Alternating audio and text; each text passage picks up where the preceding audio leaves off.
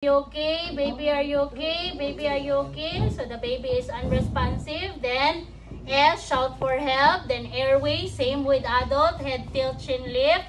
Check for any obstruction sa baby's mouth. Then breathing, same with the adult. LLF, look, listen, feel.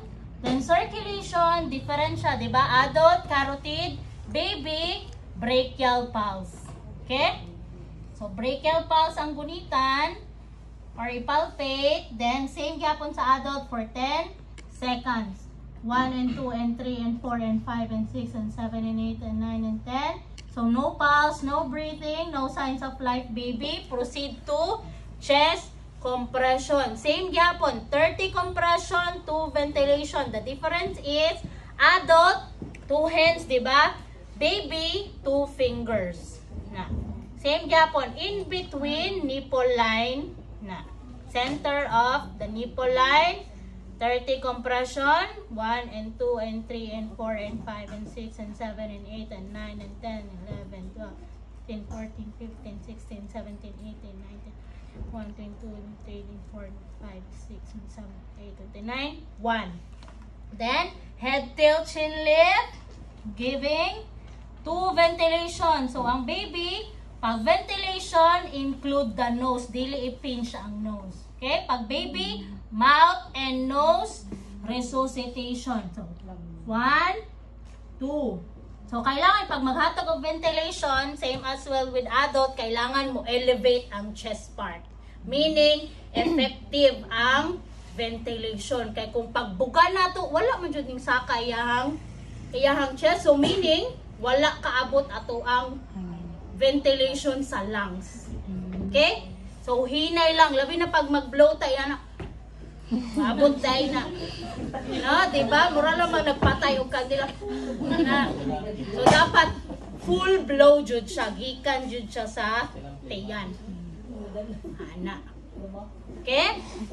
So, again, 2 ventilation. Include the nose pag baby. Then, recheck for 10 seconds. Then, repeat the cycle. Same gyapon. 30 compression. 2 ventilation. Then, recheck for 3rd cycle. 30 compression. 2 ventilation. Then, recheck. Then, if the baby revive, positive pulse, positive breathing. Then, position the baby to prone position. Okay, prone position, same lang gyapon ang iyahang reason or rationale nga anong gina-prone position para to facilitate vomiting. Always jud na. Then give gentle back rub, no, to give comfort sa to ang victim or sa to ang patient. Then rush it to the nearest hospital. Kailangan i-rush jud na sila. No, kay ngano man para ma-assess thoroughly basig naay mga problem internally.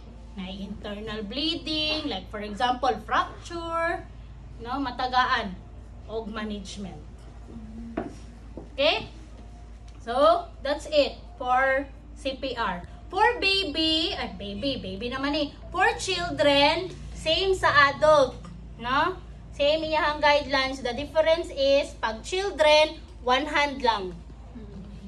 Same gyapon. 30 compression, 2 ventilation, pinch nose pag children. Okay? Ang baby lang jud. 2 fingers, then apil ang ilong.